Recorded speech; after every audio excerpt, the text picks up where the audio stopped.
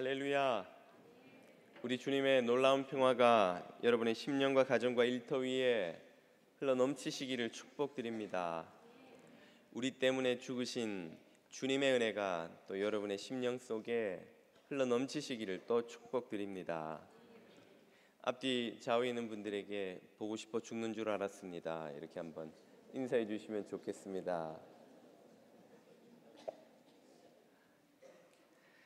오늘 우리에게 주시는 하나님의 말씀은 열왕기상 19장 9절에서 18절까지의 말씀입니다.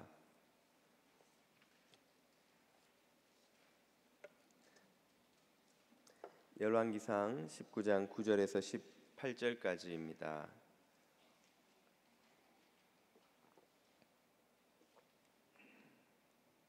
자매님과 형제님들이 한 절씩 읽겠습니다. 엘리야가 그곳 굴에 들어가 거기서 머물더니 여호와의 말씀이 그에게 임하여 이르시되 엘리야야, 내가 어찌하여 여기 있느냐? 그가 대답하되 내가 만군의 하나님 여호와께 열심히 유별하오니 이는 이스라엘 자손이 주의 언약을 버리고 주의 제단을 헐며 칼로 주의 선지자들을 죽였음이오며 오직 나만 남았거늘 그들이 내 생명을 찾아 빼앗으려 하나이다. 여호와께서 이르시되 너는 나가서 여호와 앞에서 산에 서라 하시더니 여호와께서 지나가시는데 여호와 앞에 크고 강한 바람이 산을 가르고 바위를 부수나 바람 가운데 여호와께서 계시지 아니하며 바람 후에 지진이 있으나 지진 가운데에도 여호와께서 계시지 아니하며 또 지진 후에 불이 있으나 불 가운데에도 여호와께서 계시지 아니하더니 불 후에 세미한 소리가 있는지라 여호와께서 듣고 겉옷으로 얼굴을 가리고 나가 굴 어귀에 섬에 소리가 그에게 임하여 이르시되 엘리야야, 내가 어찌하여 여기 있느냐? 그가 대답하되 내가 만군의 여호와께 열심히 유별하오니 이는 이스라엘 자손이 주의 언약을 버리고 주의 제단을 헐며 칼로 주의 선지자들을 죽였음이오며 오직 나만 남았거늘 그들이 내 생명을 찾아 빼앗으려 하나이다. 여호와께서 그에게 이르시되 너는 내 길을 돌이켜 광야를 통하여 다메섹에 가서 이르거든 하사엘에게 기름을 부어 아람의 왕이 되게 하고 너는 또 님시의 아들 예후에게 기름을 부어 이스라엘의 왕이 되게 하고 또 아벨 무홀라 사밧의 아들 엘리사에게 기름을 부어 너를 대신하여 선지자가 되게 하라. 하사엘의 칼을 피하는 자를 예후가 죽일 것이요 예후의 칼을 피하는 자를 엘리사가 죽이리라. 그러나 내가 이스라엘 가운데 7,000명을 남기리니 다 바알에게 무릎을 꿇지 아니하고 다 바알에게 입맞추지 아니한 자니라. 아멘. 요즘은 신천지가 한국 교회를 위협하는 이단으로 참 널리 알려져 있습니다만, 제가 대학을 다닐 때는 통일교가 극성을 부렸습니다. 통일교 단체들이 대학에 취미 동아리 또 운동 동아리로 가장을 해서 침투하는 것이 참 당시는 큰 골칫거리였는데요. 제가 다니던 대학의 기독 학생회 동아리 모임에도 그런 정보가 들어온 거예요. 통일교에서 그 위장 동아리를 만들어서 학교 회관에서 행사를 한다는 것입니다. 이 소식을 들은 이제 동아리 선배들이 모여서 대책 회의를 하고는 어떻게 해야 하겠는가 결론을 내리기를, 우리가 가서 그 집회를 막자, 시위를 하자, 그렇게 결론을 내리고는 당일 아침에 한 20여 명 되는 학생들이 몇 대의 이 찬양팀의 그 기타를 메고 찬양 팀원들도 함께 가서는 그 현관 옆에 있는 그 학교 정문 옆에 있는 학생 회관에서 입구를 이렇게 둘러싸고는 찬양을 시작한 겁니다. 열심히 찬양을 하면서 중간중간에 통일교 물러가라 구호도 외치고, 그러니까 당연히 이제 소란스러워서 집회가 진행이 되지 않으니까 통일교 사람들도 나와서는 또 뭐라고 막 윽박지르고 그랬겠죠. 그러다 보니 옥신각신 목소리가 커지고 시끄러운 소리가 들리고 그런 상황이 벌어졌는데, 이 회관이 학교 정문 옆이다 보니까 아침에 등교하는 학생들이 모두 그 상황을 보는 겁니다. 보면서 사람들이 인상을 찌푸리고 또 어떤 사람은 뭐 욕을 하고 가는 거예요. 기독교인들 저것들은 맨날 자기들끼리 싸운다고. 그 말을 듣고 제가 아차 싶은 생각이 드는 겁니다. 우리에게야 뭐 통일교가 이단이 있고 막아야 될 참 잘못된 단체지만, 교회 밖에 있는 사람들이 볼 때는 자기들도 교회라 하고 통일교도 교회라 하고 다 기독교인으로 보이는 거예요. 기독교인들끼리 싸우는 것으로 보이는 것이죠. 그러면서 드는 생각이, 야, 우리가 복음을 지키려고 사람들에게 복음을 더 순수한 복음을 전하려고 이 자리에 와서 이렇게 수고를 하고 있는데, 열심을 내서 소리를 지르고 찬양을 하고 있는데요, 정작 우리의 그 열심이 사람들에게 자기들끼리 하는 싸움으로 보여서 복음이 그들에게 가는 것을 가로막는 장애물이 되고 있지 않는가 하는 이 생각이 드는 것입니다.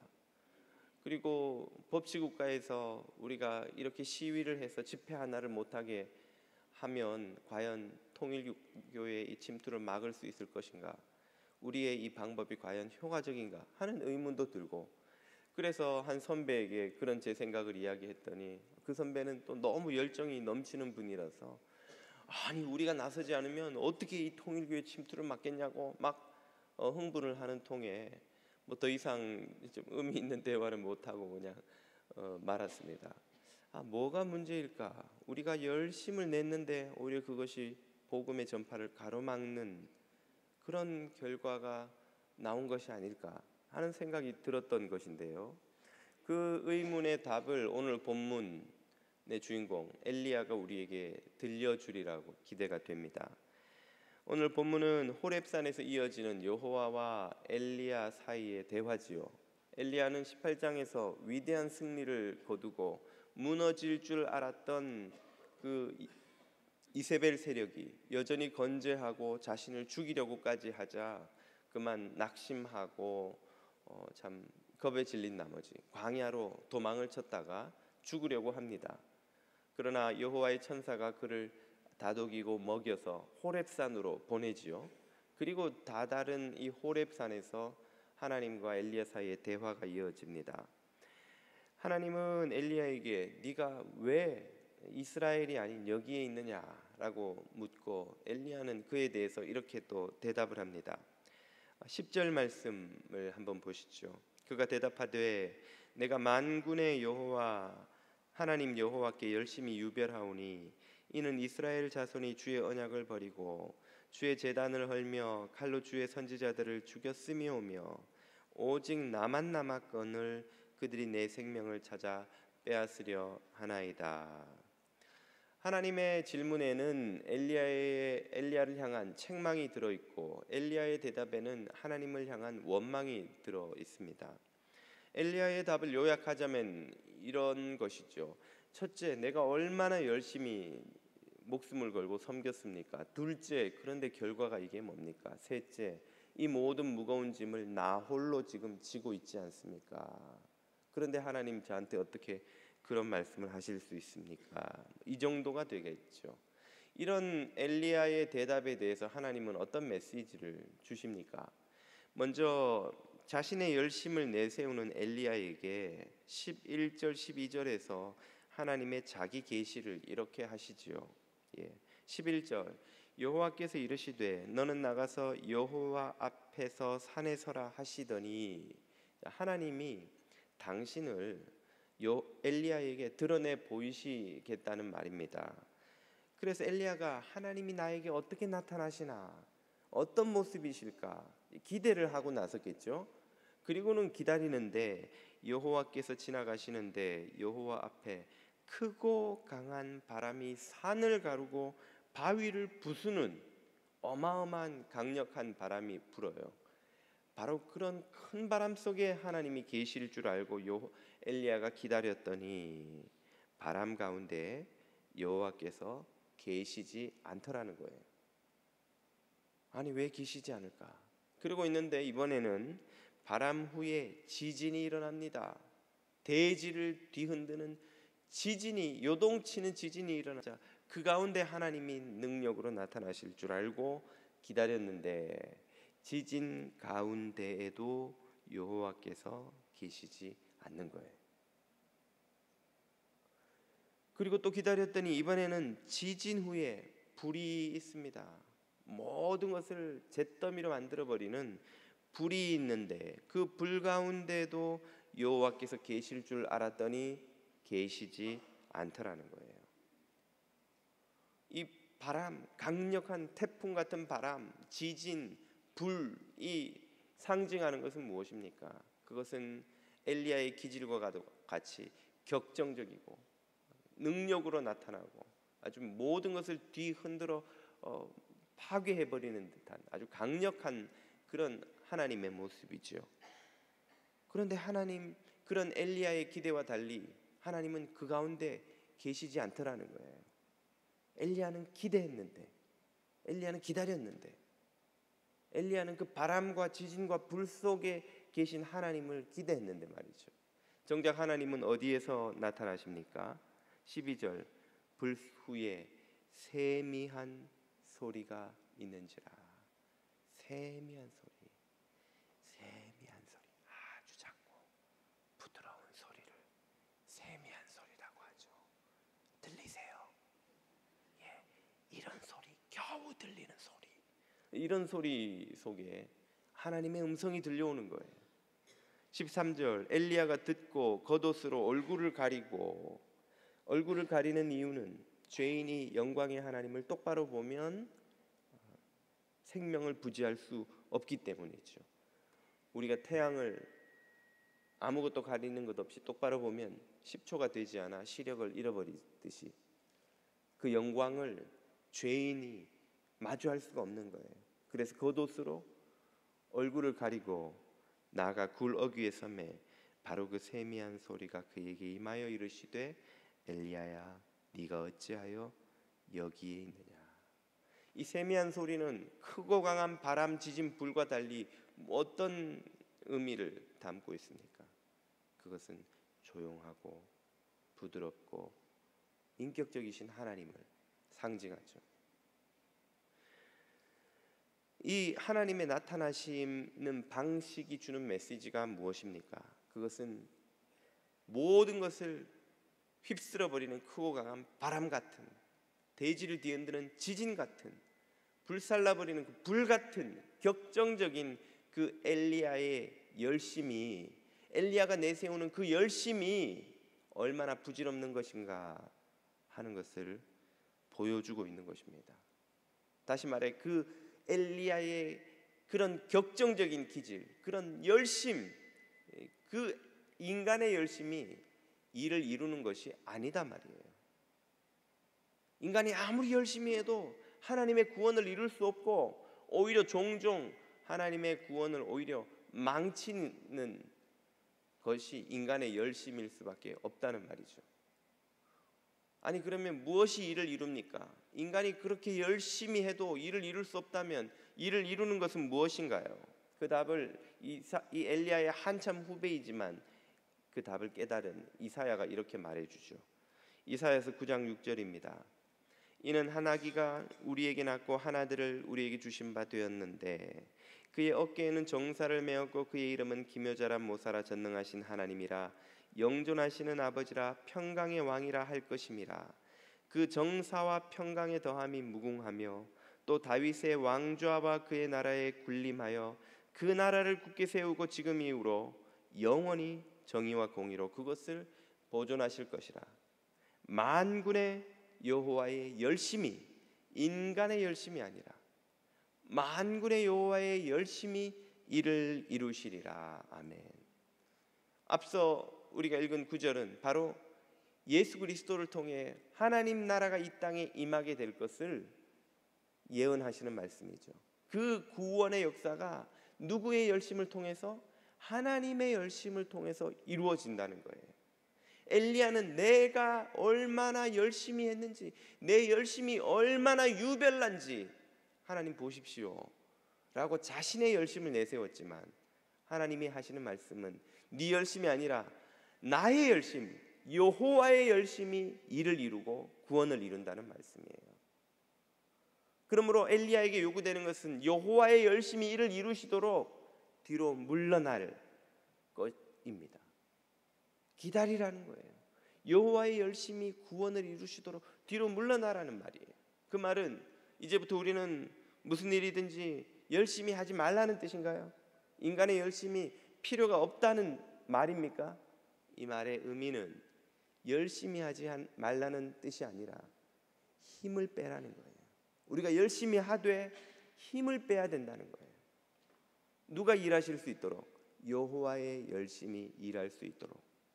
제가 대학 시절에 수영 수업을 교양 중에 하나로 택했습니다. 그랬더니 이제 교수님이 이렇게 수영의 이론에 대해서 교실에서 강의를 해주시고는 이제 드디어 수영장에 나갈 첫 실습 레슨 시간이 된 거예요. 가서는 수업 시간에 배운 대로 하십시오. 그리고 물에 들어갔는데 이게 수영을 못하는 사람이 물에 들어가니 교실에서 배운 이론으로 수영이 됩니까? 자꾸 가라앉고 막 물이 눈, 코, 입으로 들어오는 거예요. 그러니까 물을 안 먹으려고 막 물 위로 고개를 내밀고 막 발버둥을 쳐서 올라오려고 하니까 교수님이 막 소리를 지르는 거예요. 학생, 힘 빼요, 힘. 힘을 빼면 가라앉는데 어떻게 힘을 빼요? 힘을 빼면 가라앉아서 뭘 먹는데. 아니, 물을 믿고 힘을 빼라니까. 물을 믿고 힘을 빼라는 거예요. 물을 어떻게 믿으면 물이 지금 막 눈, 코, 입으로 들어오는데 물 먹어서 지금 숨을 못 쉬겠는데 물을 믿어요, 학생. 물이 학생을 떠올려 줄 겁니다. 물을 믿고 힘을 빼세요. 몇 시간이 걸렸어요. 그걸 배우는데 물을 믿는데 물을 믿으라는 거예요. 그래서 물을 믿고 힘을 뺐더니 몸이 쑥 편안하게 떠오르는 겁니다. 그리고는 팔 다리를 저었더니 수업 시간에 배운 대로 몸이 떠오르면서 앞으로 가는 거예요. 그리고는 고개를 돌리니까 숨도 쉴 수 있게 되고. 물을 믿고 힘을 빼야 떠오르는 거구나, 사는 거구나. 그걸 배운 거예요. 제가 한국의 망우교회 부목사로 가서 좀 섬기려고 갔더니 담임 목사님이 우리 교회에서는 테니스를 칩니다. 테니스장으로 오세요. 그래서 담임 목사님 주시는 그 라켓 하나 얻어가지고 처음 테니스를 친 거예요. 목사님 보니까 키도 저보다 작으신 분이 탁 스트로크를 넣는데 공이 그냥 네트 위로 쫙 멋있게 스트로크가 되더라고요. 그래서 저도 속의 생각에 아이고 내가 목사님보다 젊고 키도 크고 힘도 센데 저거 못 칠까. 그리고는 날아오는 공을 냅다 후려쳤더니만 공이 저기 뒷산으로 날아가 버리는 거예요. 김 목사 힘 빼 힘. 그렇게 힘껏 치면 공은 못 쳐. 아니 힘껏 쳐야 공이 힘있게 나가지 어떻게 힘을 빼고 공이 나갑니까? 스트로크는 힘을 빼고 편안하게 물결 치듯이 공 따라 그냥 가는 거야. 힘을 빼라니까. 힘을 빼는데 한참 걸렸어요. 힘을 빼니까 공이 날아가더라니까. 스트로크가 되더라니까요. LA 영락교회 와서 부목사 생활을 시작하는데 담임 목사님이 우리 교회는 배드민턴이요. 다 배드민턴장으로 오시오. 그래서 테니스 라켓을 버리고 갔더니 목사님 쓰시던 배드민턴 라켓을 하나 주시더라고요. 그 보니까 셔틀콕이 날개 그 오리 깃털인가요? 그걸로 만들어져 있어요. 그거는 세게 쳐도 공이 쭉 날아가다가 뚝 떨어진다고요. 원래 배드민턴이 그렇게 치는 건데 담임 목사님이 저보다 키도 작으시고 뭐 그런데도 이분이 딱 치니까 공이 쫙 하늘로 나르더니 저쪽 네트 끝에서 뚝 떨어지는 거예요. 이야, 내가 목사님보다 힘도 좋은데 저 정도 못 칠까? 그리고는 있는 힘껏 배드민턴으로 테니스 치듯이 때려쳤더니 공이 바닥에 팍 꽂혀버리더라고요. 담임 목사님 말씀이 김 목사 힘 빼 힘. 배드민턴은 힘으로 치는 게 아니야. 그럼 뭘로 치나요? 스냅으로 치는 거예요. 스냅으로. 힘 빼고 그냥 손목으로 툭 치라고 툭. 그래야 공이 멀리 가. 셔틀콕은 힘있게 치면 칠수록 안 날아가요. 힘을 빼고 그냥 툭 스냅으로 파리 잡듯이 이렇게 툭 후려치는 거예요. 힘을 빼고 쳐야 공이 쫙 날아가는 거예요. 그래서 거기서도 제일 먼저 배운 게 이 힘을 빼는 겁니다. 3부 예배 마치고 한 교인이 나가면서 제 손을 딱 잡더니, 목사님, 골프의 첫째 교훈도 힘을 빼는 겁니다, 그러시더라고요. 아직 골프는 제가 안 쳐봤습니다만 아마 골프 치러 갔어도 제일 먼저 배우는 게 그거겠죠? 힘을 빼는 거. 우리 인생의 모든 것이 그렇습니다. 운동이 그러하듯이 우리 인생도 힘을 빼야 모든 문제가 풀려가는 거예요. 왜 열심히 나는 노력을 하는데 관계가 잘 안 되나? 나는 애를 쓰는데 왜 우리 집은 이렇게 평안치 않나? 왜 나는 수고하고 고생하는데 내 비즈니스는 이렇게 어려운가? 나름 열심히 한다고 하는데 교회에서 왜 이렇게 어려움이 많은가? 힘이 너무 들어가 있어서 그래요. 우리 몸에 힘이 너무 들어가 있어서 하나님의 열심히 일을 이룰 수 있도록 자리를 내어드리지 못하는 거예요. 내 열심히, 내 힘이, 내 수고가 일을 이룰 거라고 믿고 있기 때문에 우리 몸에 힘이 잔뜩 들어가 있어가지고 하면 할수록 더 어려워지는 거예요. 문제가 풀리는 것이 아니라 문제가 더 꼬이는 것입니다. 하나님의 열심히 일을 이루신다는 것을 믿으면 우리 몸에서 힘이 빠져요. 우리 마음에서 힘이 빠집니다. 우리 생각에서 교만이 빠져요. 우리의 태도에서 경직된 굳어있는 자세가 빠져요. 우리 눈에서 레이저가 빠져요. 부드럽고 편안한 눈빛이 됩니다. 편안한 은혜로운 입술이 되는 거예요. 성령의 사람은 그러므로 편안한 사람입니다. 오직 성령의 열매는 사랑과 희락과 화평과 오래 참고 자비의 왕성 충성과 온유와 절제니 이 같은 것을 금지할 법이 없느니라. 우리가 하나님을 믿으면 성령이 우리를 띄워주시는 거예요. 성령이 우리를 편안하게 떠오르게 해주시는 거예요. 내 힘으로 이루어야 된다고 꽉 쥐고 있으면 점점 가라앉고 숨도 못 쉬고 물 먹고 고생은 고생대로 하고 앞으로 한 1m도 못 나가고 제자리에서 버둥버둥 하다가 고생만 하다 끝나는 거예요. 지금 엘리야가 내 열심히 얼마나 유별합니까? 라고 하나님 앞에 항변하는데 하나님은 힘 빼라 그러시는 거예요. 힘 빼라. 너는 내가 태풍 같은 힘으로 나타나서 불 같은 지진 같은 막 열정과 힘으로 나타나서 네가 원하는 대로 해주기를 바라지만 너의 그런 기질로 일을 이룰 것처럼 그렇게 덤벼들지만 그렇게 해서는 일이 되는 게 아니다.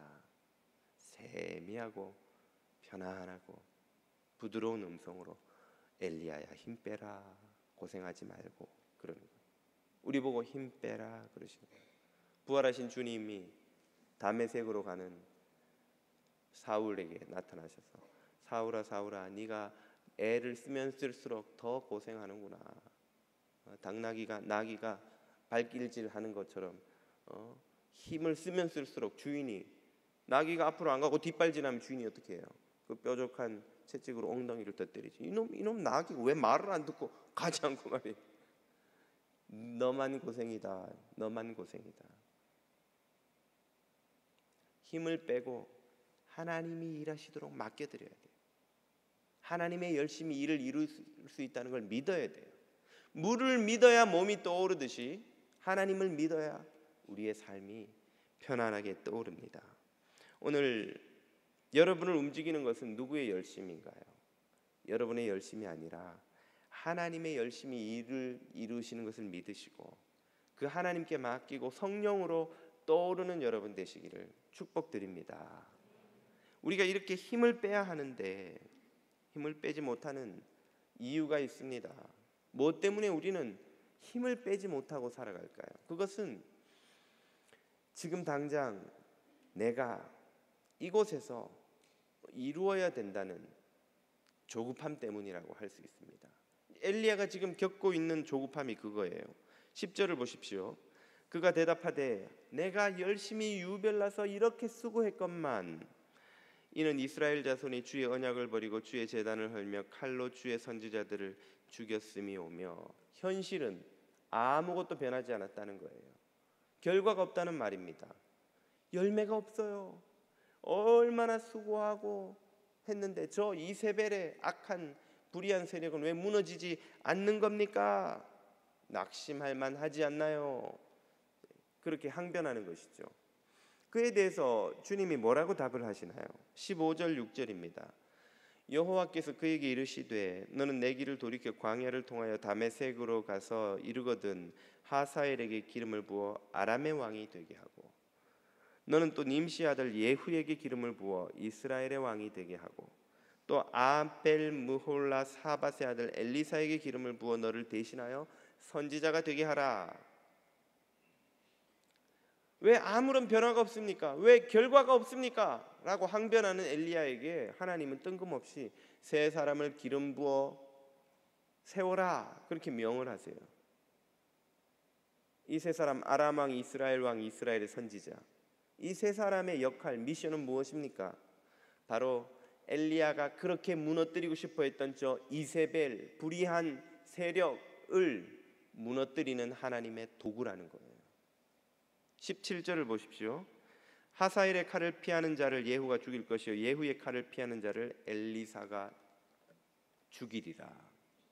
실제로 20년 후에 아합과 이세벨의 아들 왕인 요람 왕이 하사엘과 전투를 하다가 부상을 입습니다. 가까스로 목숨을 건져 도망을 쳤는데 그를 예후가 죽이고 이세벨과 그 세력을 다 무너뜨려요. 그리고 이 하사엘과 이 예후를 기름 부어 세운 사람이 바로 세 번째 인물 엘리사와 그 제자입니다. 그리고 엘리사를 기름 부은 사람이 오늘 이 본문의 주인공 엘리야지요. 한마디로 말하면 지금 여기 등장한 세 사람 엘리사, 예후, 하사엘은 엘리야의 다음 세대예요. 20년 후에 역사의 전면에 등장할 사람, 아직은 역사의 장막 뒤에서 존재감 없이 드러나지 않는 사람이죠. 지금은 엘리야의 시대고 엘리야가 활약하는 시대지만 하나님은 지금 엘리야에게 네가 그렇게 염원하는 그 미션을, 그 무너뜨리고자 하는 불의한 세력을 너의 다음 세대 엘리사가, 그리고 그가 기름 부은 하사엘과 예후가 그 미션을 감당할 것이다 그 말이에요. 엘리야는 지금 당장 이곳에서 왜 아무 변화가 없습니까? 라고 조급해하고 안달하고 낙심하고 있지만 하나님은 낙심할 필요 없다. 내가 이미 그 불의한 세력을 무너뜨리려고 새 계획을 다 짜놓았고 너의 다음 세대가 그 미션을 이룰 것이다. 네 세대에서 그 일이 이루어지지 않는다고 하여 네가 조급해하고 안달할 이유가 없다 하는 답을 주시는 것입니다. 바로 이것이 오늘 우리가 늘 하나님과 맞부딪히는 문제예요. 우리는 지금 여기서 내가 생각하고 계획하고 기대하는 방식으로 일이 풀리지 않으면 속상하고 실패했다고 생각하고 낙심합니다. 그러나 하나님은 우리보다 더 멀리, 더 길게 보시는 거예요. 왜냐하면 그것이 하나님의 더 큰 지혜이기 때문입니다. 우리는 여기에서 해결돼야 되지만 하나님은 더 좋은 때에 더 좋은 방식으로 더 좋은 결과를 내기 위해서 다른 때에, 때로는 우리의 다음 세대에도 그 일을 이루어 가신다는 말이에요. 우리는 현재만 보지만 하나님은 과거도 현재도 미래도 함께 보시는 분이십니다. 그 하나님이 보시는 미래를 우리가 미리 믿음으로 볼 수 있을 때 그걸 비전이라고 하는 거예요. 그러므로 비전을 가진 사람은 현실이 낙심할 것처럼 보여도, 실패한 것처럼 보여도, 현실에 어떤 변화가 없을 것처럼 보여도 낙심하지 않고 하나님을 바라보고 인내하고 달려갈 수 있는 거예요. 비전이 있는 사람은, 비전이.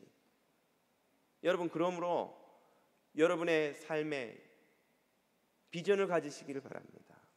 자녀들을 보면서 답답하죠. 아이고, 제가 왜 저러고 사는가? 우리 가정을 보면 답답하죠. 왜 우리 가정은 이런가? 내 비즈니스는 왜 이런가? 내 삶은 왜 이런가? 내 현실은 왜 이런가? 하나님이 우리에게 가지고 계신 계획, 10년 후, 20년 후, 30년 후 이루어질 미래를 바라보는 비전을 여러분 가지실 수 있기를 바랍니다. 하나님의 생각은 우리의 생각과 달라서 하늘이 땅에서 높음처럼 더 좋은 아이디어요, 계획이요, 플랜인 줄 여러분 믿으시죠? 여러분이 자녀를 양육해 보면 몇 살 안 되는 아이들이 하는 생각이 얼마나 유치합니까? 애들이 자기들끼리 막 머리를 짜내가지고 뭔가 계획을 세운 거 보면 엄마 아빠가 보면 참 유치하기 짝이 없죠. 아이고, 애들의 생각이 다 그렇지 뭐.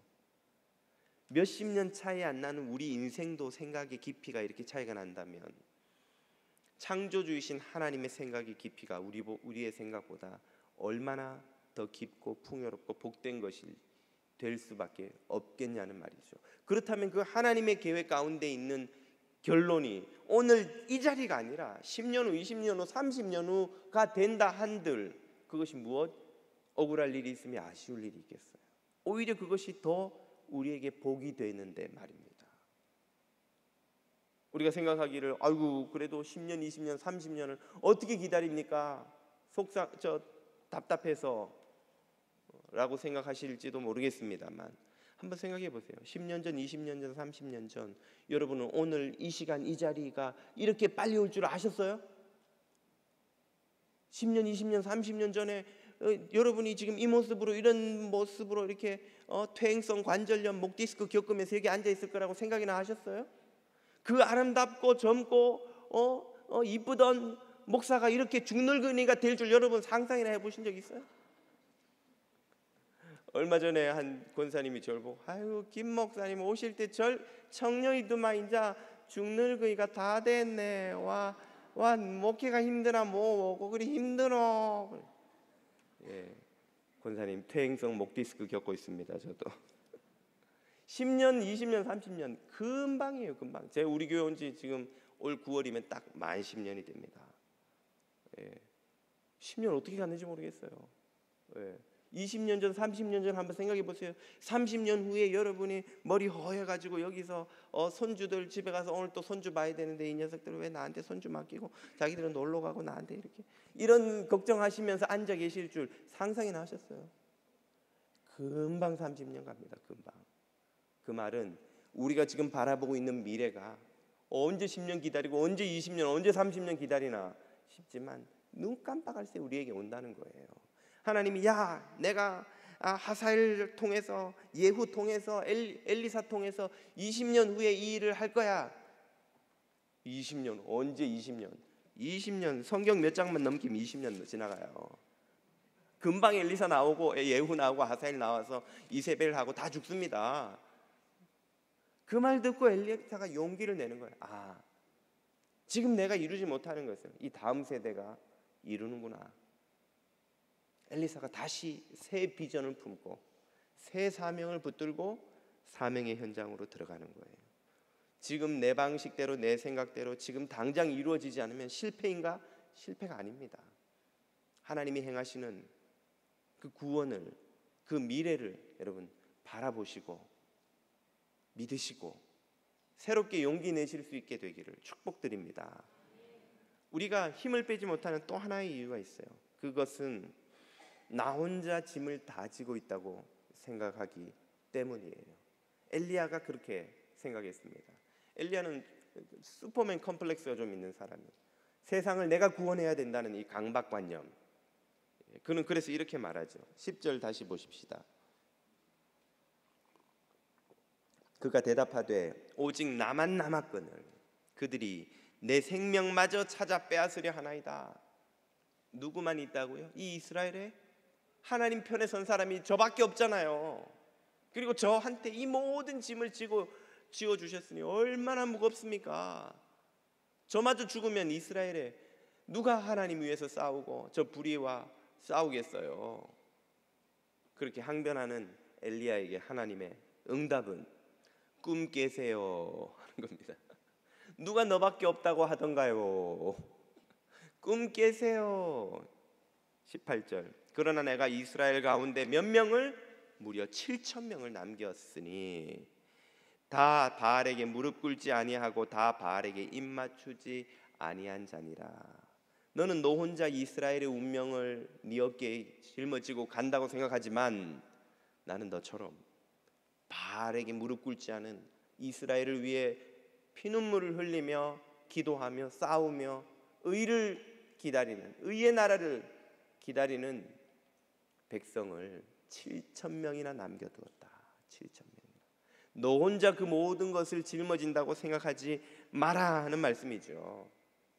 무너지지 않는 불의와 이길 수 없을 것 같은 죄와 감당할 수 없을 것 같은 사명을 부여안고 의의 싸움을 싸우는 사람들이 종종 빠지는 착각이 이런 것입니다. 나 혼자 희생하고 나 혼자 수고하고 나 혼자 눈물 흘리고 있다는 거예요. 얼마 전에 재정교실을 하는데 그런 말씀을 하시는 교우가 있더라고요. 막 정직하게 세금 보고하고 막 이렇게 정직하게 살려고 애를 쓰는데 아마 부정직한 방식으로 이렇게 저렇게 해서 막 세금을 빼서 받을 수 없는 혜택을 막 받아가는 사람들을 보면 화가 난다는 거예요.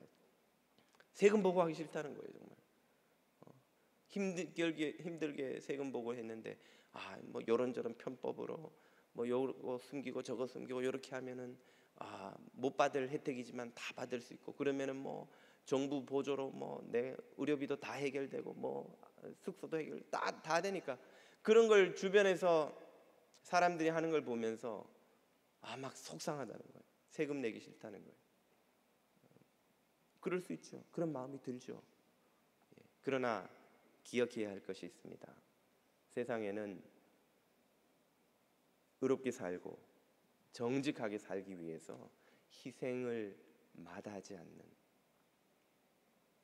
정직한 이들이 우리 생각보다 훨씬 많다는 겁니다. 훨씬 많다는 거예요. 선교를 준비하고 하다 보면 참 수요는 너무 많은데 뭐 우리를 기다리는 곳은 너무 많은데 선교의 인력도 적고 재정도 부족하고 후원도 부족하고 늘 마음에 혼자나 괜히 이렇게 고생하는 거 아닌가 이런 생각이 들 때도 있죠. 여러분 그러나 세상 어느 나라 어느 오지를 가도 비즈니스맨들은 들어가지 않는 그래서 길도 없는 교통편도 없는 그런 오지에조차도 가보면 반드시 어느 나라에서가 온 선교사들이 거기에는 있습니다. 그 사람들이 거기서 교회를 세우고 성경을 번역하고 현지인들을 섬기며 주님 오실 날을 기다리는 이들이 반드시 있어요. 반드시. 우리가 알지 못하는 이름도 없이 빛도 없이 섬기는 복음 전하는 자들이 얼마나 세계 곳곳에 많은지 모릅니다.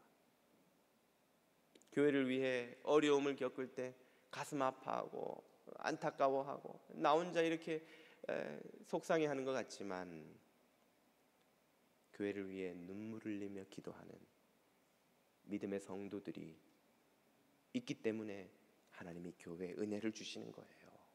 소돔과 고모라는 의인 열이 없어서 망했습니다. 하나님이 이 교회를 지키시고 이 나라를 지키시고 이 시대를 아직도 심판치 않고 지켜주시는 이유는 바알에게 무릎 꿇지 않은 이들이 소돔처럼 10명이 아니라 7,000명이 어딘가에 있기 때문이에요.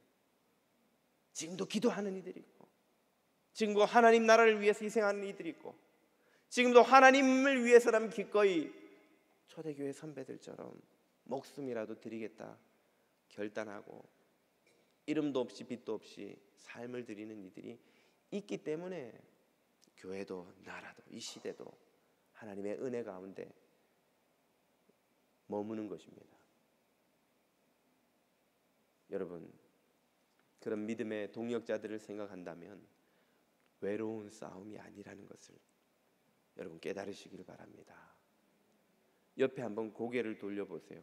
당신이 그 7,000명 중에 한 명이었군요. 이렇게 한번 말해보십시오.